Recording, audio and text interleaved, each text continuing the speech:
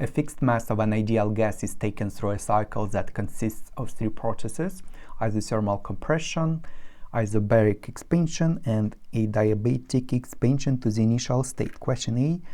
Draw the PV diagram for this cycle. Numbers are not required. So X, Y, it's isothermal compression. So in PV coordinates, isothermal process looks like what? It's like a hyperbola, something like this. Then, and it's a compression, so volume decreases, so from X to Y. Then, why is that? Isobaric, it means what? Constant pressure. So it's a horizontal line to some point Z. And expansion, volume increases. Or it's clear that it's a cycle in clockwise direction. And Zx, it's an adiabatic expansion. And we remember that adiabatic curve in the PV coordinates is more steeper. And we get something like this. And the next question B shows that the volume of the gas at Y is 0.25 times 10 to negative 3 meters cubed. So we can consider XY process, which is what? Isothermal. And for isothermal, PV is constant, so P at X, V at X is P at Y, V at Y. And it is given that pressure and volume at X is 0. And mega cancels, so we can write just 0.1 and 1.2 times 10 to negative 3, and Py is 0.48 times V at Y, and just solve for V, and it's 0.1 times 1.2 times 10 to negative 3 and over 0.48, which is 0.25 times 10 to negative 3 meters cubed as required. The next, complete the table, and also it is given the first law of a formula for the first law of thermodynamics, which is what? Q is energy provided to the gas or supplied to the gas is equal to change in internal energy of the gas and plus work done by the gas. This formula is given. So for xy, and also we remember that change in internal energy of the gas is equal to 3/2 nk delta T, or we say that it's proportional to change in temperature, and also it is equal to 3/2 change in PV, in the product of P and V. And since it's isothermal, delta T is 0, hence delta U is 0, and xy is isothermal, so 0 is here, and hence it's negative 188. Then for yz, it can be found just this minus this, and it's plus 157. Then zx, it's adiabatic, it means what? This Q is 0, no energy in or out the gas, and hence Q to be 0, definitely it's negative 157. And for the whole cycle it's 0, and also for the whole cycle it's 0 because it returns to the starting point, and the starting point, it means what? Same pressure and volume, hence this delta is equal to 0. Oh, this change in temperature is equal to 0.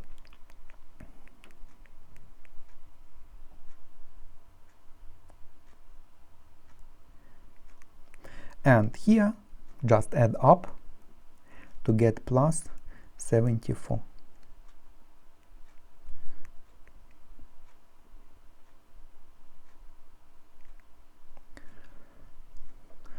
Then determine the volume of the gas at Z. What is Z? It's here. And since it's isobaric process, we can use these, for example, that work, and we remember that work done by the gas, it's P delta V, when P is pressure is constant. So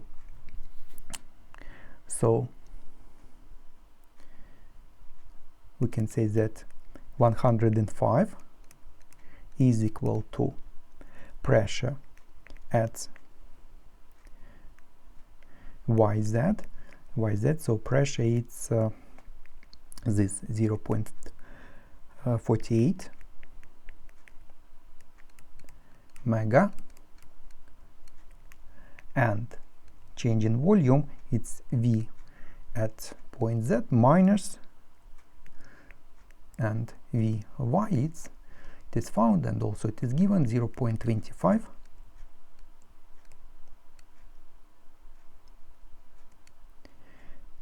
times 10 to negative 3, and just solve for Vz.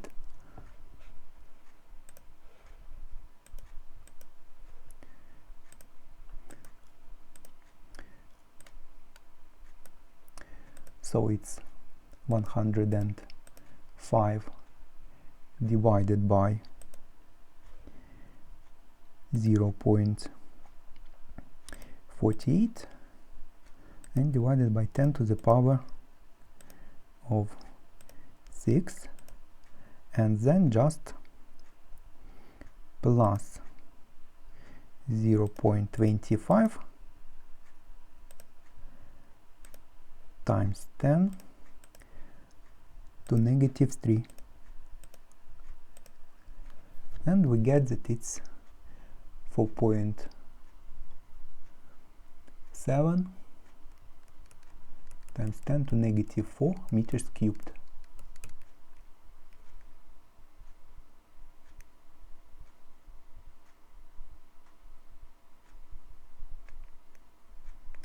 Then determine the efficiency of the cycle. Efficiency is what? It's total or usable work done by the gas divided by total energy input, and net work done by the gas is just this.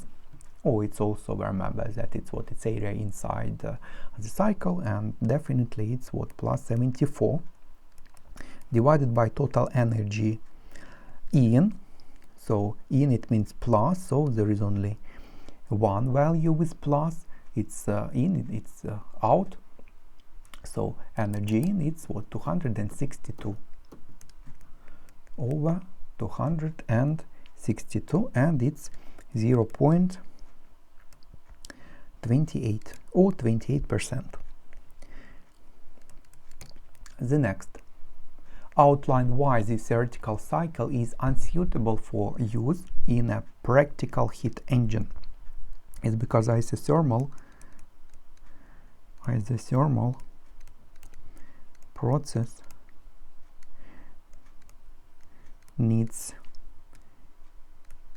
engine to run very or infinitely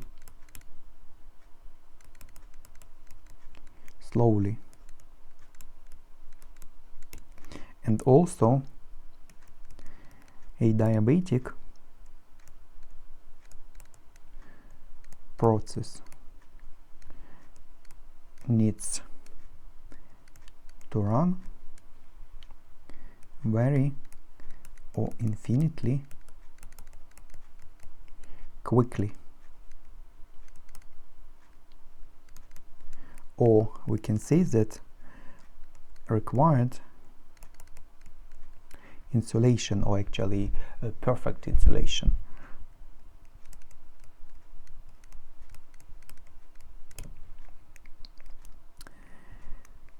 And that's all for this question.